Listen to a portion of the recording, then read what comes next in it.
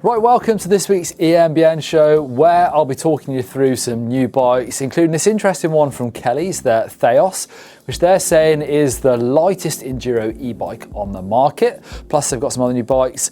There's a really interesting new prototype lightweight motor from Mavic, a new bike from Marin, plus we'll be checking out your bikes and the places you've been riding. So let's get into the EMBN Show.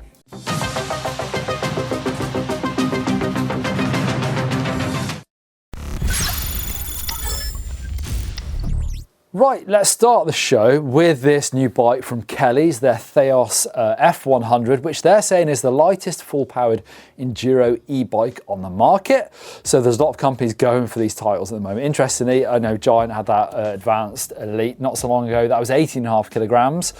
But this bike is 20.6 kilograms with a carbon aramid composite frame. But interestingly, it has got an 825 watt-hour battery, which is removable. So compared to Giant, it's a much bigger battery on this bike. But lots of people chasing titles at the moment. And I think actually that's probably quite a good thing for bike designers. Trying to make these really capable bikes with the bigger batteries as well that are lightweight. So this bike comes with a Shimano EP8 motor, 85 Newton meters of torque. Obviously on that Giant as well, you could torque that bike down or up, depending on how you want to ride it. The Kellys bike is mixed wheel size, got 150 front suspension, 140 rear. Interestingly, it's only available in medium, large sizes. Based around a geometry of a 65-degree head angle, 76.5-degree seat angle, and a reach of 469mm medium, 489 on a large, and a rear centre of 460 millimeters. More bikes from Kellys. These are the Theos R series. There's two models with various colour options. All bikes have aluminium frames and actually got 725 watt-hour Kellys Recharge K1 batteries and a Panasonic GX Ultimate motor with 95 Newton meters of torque. Big torque on these bikes. 150 front, 130 rear suspension, also mixed wheel sizes. Available in June. Now these similar sort of numbers as the Theos R. I've got a 65-degree head angle, 67.6 seat angle, and a reach of 466 on the medium. So we've seen these new motors from Mavic. It's called the X10, small motor. Mavic, French company, more well known for their wheels and riding kit, I suppose. But this is a lightweight prototype motors, 3.2 kilograms, 250 watts normalized power up to 390 peak power, 37 Newton meters of torque with a boost of up to 50. So definitely fitting into that sort of lower down lightweight category. Perhaps unlike we'll see them on e-mountain bikes, maybe more suited to e-gravel or road bikes, but Mavic are actually seeking an investment partner to bring these to the market, hopefully in 25-26. But it's sort of interesting for them to release these prototype plans, but actually not have them in production. But good to see these more well-established companies jumping in on the motor market as well. Right, some new bikes from Marin as well. These are the Rift Zone E, and decent prices on these as well. The top model is just under £6,000, $6,299 US. Three bikes in the range, the E, E1 and E2, all based around 29-inch wheels and an aluminium frame with one 40mm travel front and rear. The base model and the E1 has the Shimano Steps EP6 motor, whereas the E2 has the Shimano Steps EP801. All of those are 85 Newton meter motors. The E has a 504 watt-hour battery that can be upgraded, and the E1 and E2 have the 630 watt-hour battery. Geometry of the new Marin bikes, based around a 65-degree head angle, 77 seat tube, reach of 465 medium, 485 large. Those seem to be the magic numbers for these trail bikes at the moment. I know it's a 29 or 140mm, but 65-degree head angle, pretty popular at the moment. It seems many of you have been enjoying Wax Hacks, so let's throw over to John for his latest. Hi folks, another one on Wax Hacks here. If a lot of you don't run mudguards, you'll find that your seat post gets very sticky, graunchy, whatever. Easiest way to do the seat post, most seat posts have got a knurled nut that you can screw off with your hands, and what you have to do is just pull it up, get a bit of bicycle grease, a little bit of squirt around there, around here, swipe it around, push that back on, it'll hold the grease in, screw that back down, fine thread, just make sure it goes down to the bottom, not too tight, just tight enough to hold it, that's it, just hand tight. Your seat post will be Smooth as silk. Another one of Wax Hacks. All right, let's check out the cool places that you guys, our lovely viewers, have been riding. I've actually been up to North Wales at W Bike Park, riding the Husqvarna Extreme Cross on the downhill track there. Video coming to GMBN soon. Bit of a quick plug for GMBN, but there you go. But let's check out where you guys have been riding. So this is from Robert on his blue Specialized Levo in Grad, Croatia. Lovely, look at that skyline as well. Lovely blue skies. So actually Grad Castle was a stronghold during the Turk Wars from 15th to beginning of the 18th centuries, and looks like some decent riding around there as well. So cheers, Robert. Very jealous of the dry trails out there at the moment. Look how like clear the tyres are. It's not really the scene in the UK at the moment. This is Yuzhny on a Bafang M510 in the Mount Bromo Mountains of Indonesia. That looks like a flipping volcano in the background to me. It says, perfect bike to explore Bromo Mountain. That looks amazing as well. Very jealous, looks good. On to Collier, who's riding a Specialized Turbo Levo Comp Alloy. And this is taking a bit of time to reflect, enabling me to be more present with my family after adventure. I like it, that looks good as well. Look how clean the bike is. Yeah. As you can tell, I'm quite jealous of the dry trails at the moment, but hopefully spring is going to come soon to the UK. Anyway, let's get on into your comments as well and feedback from the latest videos. Chris Bolster says, hello EMBN, love the show. Thank you, Chris. Got a question regarding e-bike home storage. I've got an Orbea Rise M10 and 2 other bikes, and I'd like to get more space as it's a bit cramped in the garage, as I ideally looking for a wall mount that pivots. Are these safe for carbon frames? Any suggestions? Well, I've been there and done that. I've got a super narrow but kind of longish workshop, and I've hung my bikes on the wall. There's loads of different ways of doing this. Actually, you could look at building your own. Blake has done this over on GMBN, but it's all about, most of the racks these days have sort of ways of mounting your bike using the wheels. So you can either stagger your bike's front and then rear wheel, so you've got bars at the top, bars at the bottom.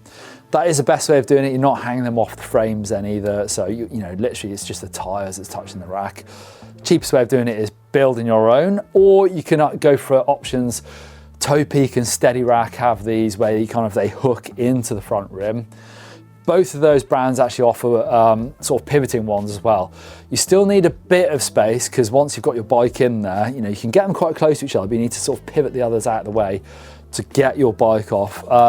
Check them. I'm pretty sure those, both Toe Peak and Steady Rack, are e-bike rated. I mean, in fact, I use them. I've used both of those for e-bikes, so they must be. Or if you've got a bit of deeper pockets, the option I went for is from a company called Stashed Products, where they've got these rails and these hooks that are kind of spring loaded, so they don't move until your bike hooks onto it, and then you can slide and spin your bike around. They're modular and extendable. You can get 4 or 8 or 12. I've actually got racks for 8 in my garage. So on there I've got my road bike, a few mountain bikes, I've got my e-bike, kids bikes, and then wheels as well. So they are brilliant. Obviously they're a bit more expensive than the other options. Next comment comes from Sled519, who on the video 5 things you need to know before you buy an e-bike asks, do we need to be able to remove the battery if we're ever to travel by air with our e-bikes? Yes, basically traveling on a plane with an e-bike is still a bit of a pain really. You do need to fly without the battery, which means you're gonna have to organise borrowing or renting a battery where you're going. There are options. We've done this in the past. If you've got like a Specialized bike and there's a concept store nearby, they might be able to lend you one, or you pay to rent one. As far as I'm aware, you know, with all bikes you can remove the battery, just definitely some or way more removable than others. Obviously some just slide out, you've got a key that kind of flips the battery off. Otherwise you might find you're in a situation where you have to remove the motor, which I've done on a Specialized Kenevo SL. It's not too difficult. Yes, it's a bit more painstaking. You've got to take all the battery and cranks, the motor and cranks off the bike to slide the battery out. But it is still doable. It depends on sort of how mechanically competent I guess you are. All right, now on to our weekly question, where we try and get to know you guys, our viewers, a little bit better. You can have your say as well. So last week We asked if you took part in any e-bike races, but it sounds like, to be honest, there's not that many people into it. They're more about riding your bikes for fun, which of course we are totally in agreement with that. But this week, we'd like to know what your spec of your dream e-bike would look like. What would be your perfect bike? What parts would you choose? What battery spec would you choose? What motor, if you could pick the ultimate bike, but it doesn't have the right motor? Let us know in the comments down below and we can discuss it next week. All right, let's get into the bike file and check out some nice bikes. And the first one is a bit of a banger or a stinker. Let me know what you think, but it's got a smoking bomb going off behind the bike. I actually think it looks pretty cool, actually. This is Jake's white E150, 27.5 wheels. Look at the paint job on it. I don't know, I'm pretty sure that's not standard. I've never seen that before. And obviously got an orange smoke bomb going off as well to bring out the colours. Jake saying he was hitting a few jumps. Kinver Bike Park, I've been there. Not for a long time though. I was the only person about, so I stopped for a few quick photos and had a handy orange smoke bomb in your pocket as well, I guess. But looks good, it's cool. I like it. I think it's got to be a super nice. You've got a lot of Hope orange parts by the looks of it on that bike as well. So very matchy. I like it. Moving on to Jerry's Canyon Spectral on CF7. This is a Green Mountain, Denver, Colorado. Back on the trails at age 57, isn't it? In the Mile High City, Denver as well. So dealing with some altitude by the looks of it out there. Jerry says back on the trails, yeah, eMTB has made the climbs just as much fun as Ascents, and the bike is looking good. Is that kind of purple or brown? It's hard to tell, but it looks like a new bike as well. Next one is from Kerry. This is a 2023 Trek Fuel EXE in Anglesey, Victoria, Australia.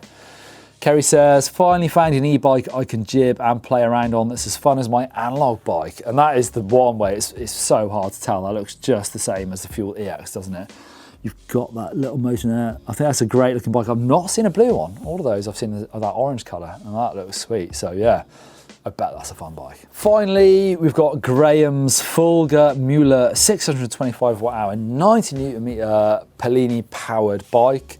This is in Kent, out riding the new bike and comparing it with my Levo. Nice. Have you kept the Levo as well? Have you expanded or did you swap it out?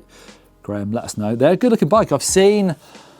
I know a guy who's got a Fulger and I've seen this bike at Bike Park Wales quite a lot recently, so definitely an interesting bike. Some fancy parts in there. Is that the EXT rear shock?